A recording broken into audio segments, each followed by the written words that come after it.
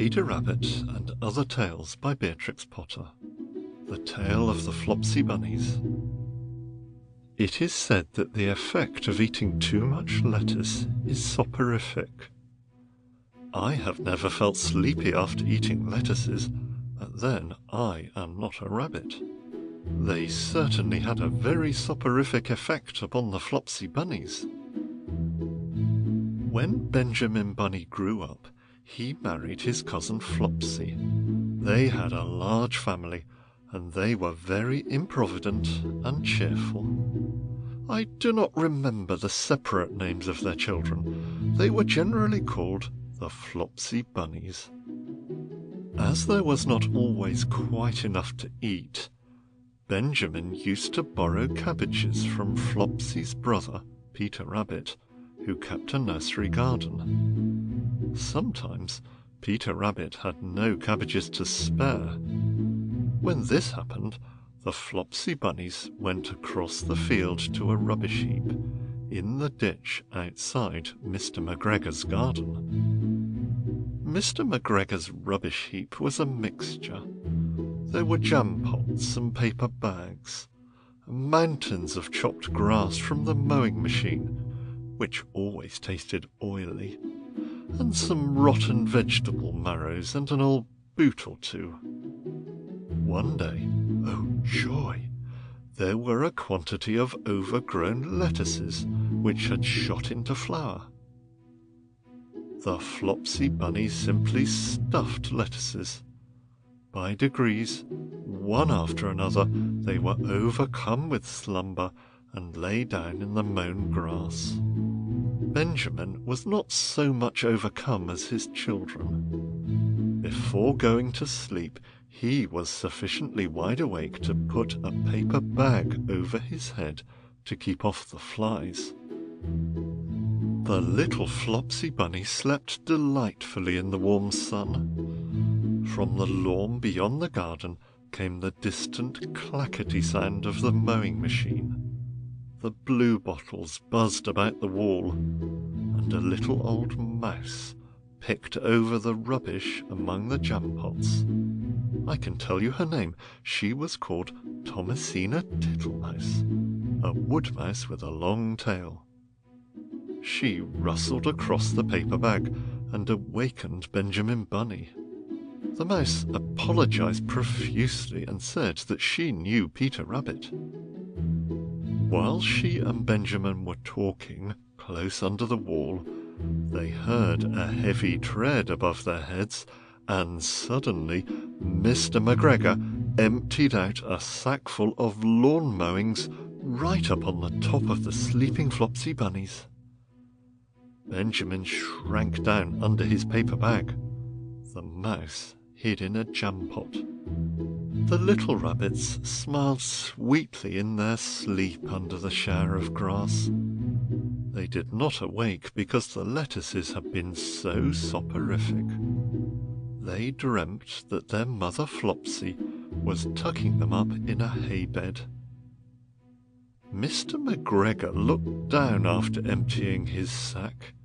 He saw some funny little brown tips of ears sticking up through the lawn mowings. He stared at them for some time. Presently, a fly settled on one of them, and it moved. Mr. McGregor climbed down onto the rubbish heap. 1, 2, 3, 4, 5, 6 little rabbits, said he as he dropped them into his sack. The Flopsy Bunnies dreamt that their mother was turning them over in bed. They stirred a little in their sleep, but they did not wake up. Mr. McGregor tied up the sack and left it on the wall. He went to put away the mowing machine.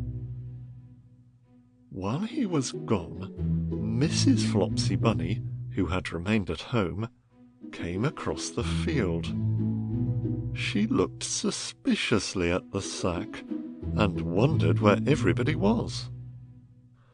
Then the mouse came out of her jam pot and Benjamin took the paper bag off his head, and they told the doleful tale.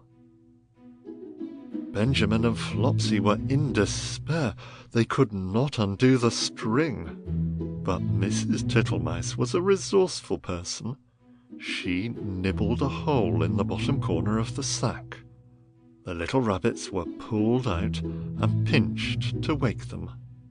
Their parents stuffed the empty sack with 3 rotten vegetable marrows, an old blacking brush, and 2 decayed turnips. Then they all hid under a bush and watched for Mr. McGregor. Mr. McGregor came back and picked up the sack and carried it off. He carried it hanging down as if it were rather heavy. The Flopsy Bunnies followed at a safe distance. They watched him go into his house, and then they crept up to the window to listen. Mr. McGregor threw down the sack on the stone floor in a way that would have been extremely painful to the Flopsy Bunnies if they had happened to have been inside it. They could hear him drag his chair on the flags and chuckle. 1, 2, 3, 4, 5, 6 little rabbits, said Mr. McGregor. Eh? What's that? What they been spoiling now? Inquired Mrs. McGregor. 1, 2, 3, 4, 5, 6 little fat rabbits, repeated Mr. McGregor, counting on his fingers. 1, 2, 3. Don't you be silly.